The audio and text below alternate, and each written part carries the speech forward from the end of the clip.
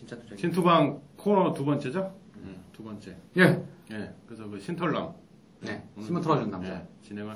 주문을 그냥 이렇게 사정없이 그냥 이렇게 예. 털어주는 김병철입니다. 또 진행을 해보죠. 그러시죠. 일단 그 오늘의 키워드는요. 자, 빨리 보여주세요. 신호가 나왔습니다. 신호가. 오늘의 키워드. 무릎 부서지면 안 돼. 자, 보이시죠? 그렉시트. 그렉시트입니다. 예. 그렉시트. 그레스가 어디로 나간대요. 예. 그래서 저기 이제 엑시트, 비상문, 비상구가 아니라 그렉시트. 그래서 말이 많죠.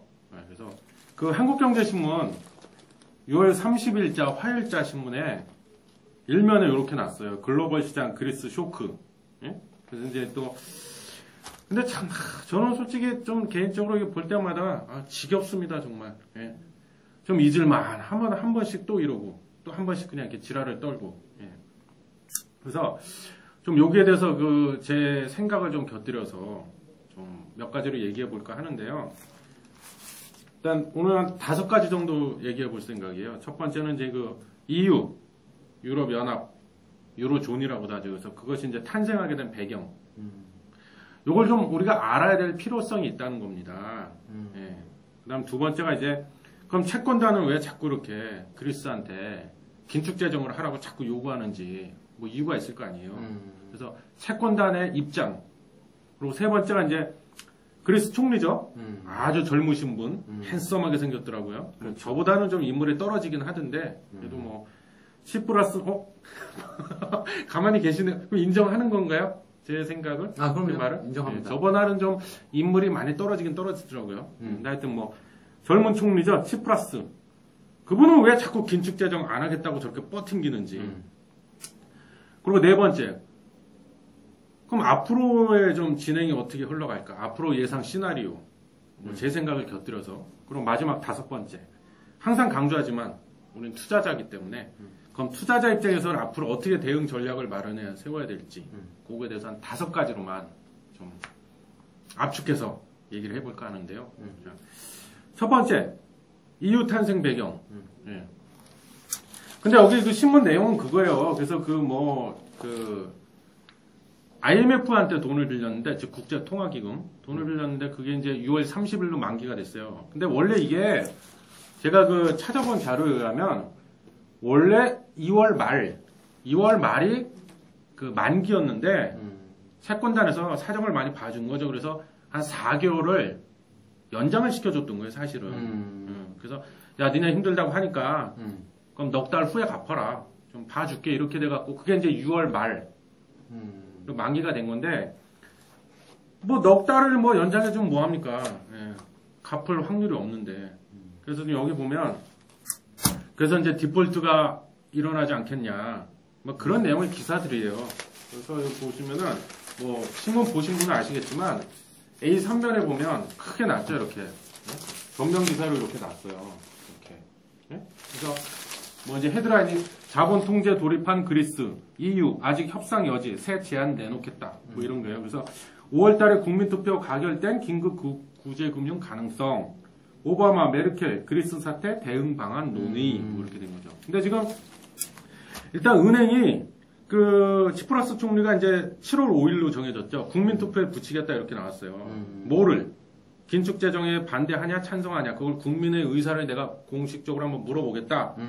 어떻게 보면 국민들한테 떠넘긴 거죠. 그렇죠. 명분 쌓기야 내가 보면 명분 쌓기. 그래서 아직 7월 5일이 안 돼서 뭐 결과는 나와봐야겠지만 그 얘기는 좀 이따 하기로 하고 일단 자. 첫 번째 건 EU, 유럽 연합이 탄생한 배경인데요. 요거는 뭐 시간 관계상 핵심만 말씀드리도록 하겠습니다.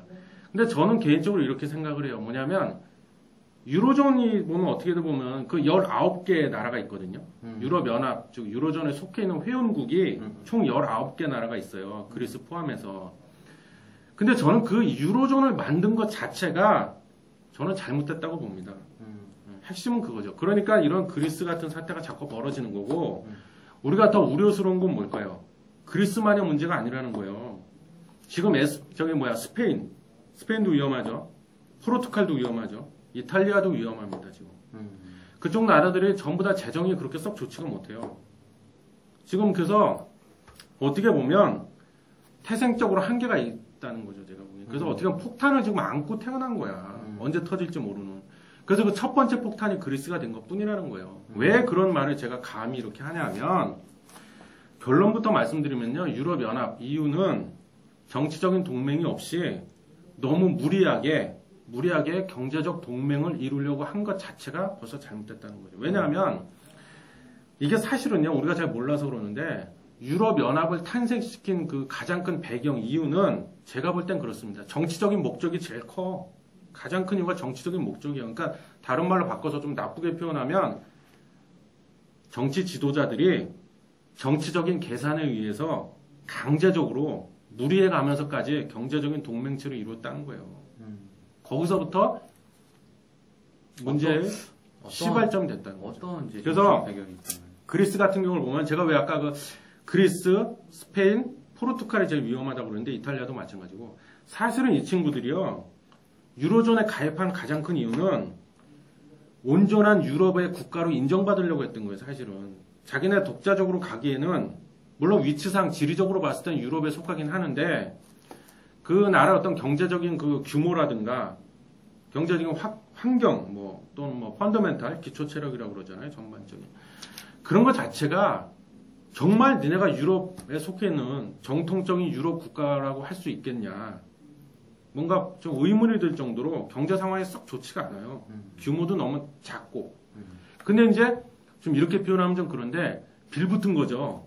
그래서 내가 유로존의 회원국으로 가입을 하면 예를 들면 나중에 거기서 프리미엄을 내가 얻기 때문에 국채를 발행하기도 좋고 예를 들면 국채를 발행할 때도 이건 예를 드는 건데 이자를 많이 안 줘도 되고 뭐 그런 여러 가지 이득이 메리트가 있다는 거죠. 유로존 회원 국가라는 그 프리미엄 때문에. 그렇죠. 그게 컸다는 거예요. 그 다음에 아일랜드가 원래 영국의 그 지배를 받았잖아요, 옛날에. 그래서 그 영국으로부터 이제 유로존의 회원국으로 가입을 하면서 완전한 독립을 이루기 위해서 그렇게 했다는 거예요. 그리고 핀란드 같은 경우는 러시아의 영향권으로부터 완전히 벗어나려고. 네? 이런 식으로 뭔가 다 정치적인 계산이 있었다는 거죠. 그래서 제가 봤을 때는 그러니까 자꾸 이런 문제가 불거져 나오기 시작한다는 거죠. 그리고 꼭 정치적인 걸 떠나서 상식적으로도 우리가 생각해보면 다 알 수 있는 거 아닐까요? 왜냐하면 19개 회원국가가 있는데 그 중에는 잘 사는 나라도 있고 좀 못 사는 나라도 있다는 거예요. 그죠? 그리고 그 나라 중에는 주로 수출로 먹고 사는 나라도 있고 또는 수출이 전무한 나라도 섞여 있고 GDP 규모도 다 천차만별이고 가장 큰 거는 뭘까요? 화폐 가치가 천차만별이라는 거예요. 화폐 가치가. 그죠? 그렇죠. 화폐의 가치. 유로존이 탄생하면서 더불어서 유로화가 탄생을 했잖아요. 그 유로화 얘기는 조금 이따 할 건데 진짜 위기는 유로존 자체의 붕괴가 아니라 유로화의 붕괴가 위기라는 거예요. 유로화. 단일 화폐, 영내 통화, 유로화가 만약에 붕괴가 돼버리면 거기서 벌어지는 일대 경제적인 혼란, 더 나아가서 그게 더 심해지면 정치적, 사회적 혼란도 초래할 수 있다는 거예요. 그게 무섭다는 거예요. 유로화가 무너진다는 게 무섭다는 거지. 유로존 자체가 붕괴된다? 글쎄요, 뭐 제가 거기에 대해서 뭐 굉장한 전문가는 아니지만 유로화 붕괴되는 것과 비교를 해본다면 그건 큰 문제가 아니라는 거예요, 별로. 네, 그래서 이렇게 됐던. 그래서 회원국들은 그래서 원래 ECB라고 있잖아요, 유럽 중앙은행. 지금 총재님께서 마리오 드라기 총재죠. 그래서 원래 이게 이제 19개 나라가 단일 국가, 어떻게 보면 거대한 국가 개념이 되어버렸잖아요. 물론 연합이지만, 유럽 연합이긴 하지만, 그쪽으로 되면서 모든 게 다 바뀌었죠. 통화도 각 나라에서 쓰던 고유한 화폐를 이제 더 이상 못 쓰고, 유로화라는 단일 화폐 써야 되고, 모든 시스템이 많이 바뀌었다는 거죠. 그래서 그 중에 하나가, ECB가 지금 그 독일 프랑크푸르트에 본사가 있는데, 본점이 있는데, 유럽 중앙은행. 각 19개 나라의 중앙은행들이 있었을 거 아니에요. 그 중앙은행들은 매해마다 다음 연대 우리나라도 그렇잖아요. 예산안을 짜잖아요. 그래서 국회에다 제출하면 국회에서 그걸 승인을 해줘야 이제 쓸 수가 있잖아요. 그런 식으로 유럽 중앙은행, 즉 ECB에다가 그거를 예를 들면 내년에 예산을 얼마 쓰겠다. 예산 얼마를 책정했다. 근데 거기서 뭐 예를 들면 복지비로 얼마 쓰고 또 뭐로 얼마 쓰고 뭐 사회 간접 자본 SOC라고 해서 뭐 도로 교량 짓는데 얼마 쓰고 그거를 자세하게 써가지고 ECB에다가 다 제출을 하게 돼 있어요. 그럼 ECB에서 딱 그거를 검토해보고 통과 아니면은 야 이건 아니니까 복지비 줄여 뭐라든가 이런 식으로 다시 수정을 하게끔 명령을 내려요.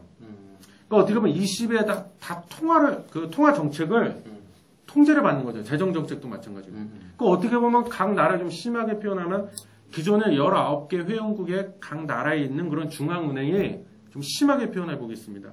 유명무실해져 버렸다는 거예요. 중앙은행에. 제 기능을 못하고 있다는 얘기죠. 그럼 당연하죠. 어쩔 수 없죠. 유럽 연합이 됐으니까. 그래서 22 총재인 마리오 드라기 총재가 좀 뭐랄까 목에 힘을 주고 다니는 이유가 그래서 그런 거죠. 그러니까 어떻게 보면은 주권을 뺏긴 거죠. 경제 주권. 통화 정책에 대한 주권도 다 뺏기고 심하게 표현하는 겁니다. 제가 정리하겠습니다. 그래서 시간이 좀 많이 갔으니까 EU 탄생 배경 첫 번째 말씀드린다고 그랬잖아요. 제가 보기에 정리하겠습니다. 그거 자체가 저 개인적인 생각으로는 잘못됐다. 왜냐?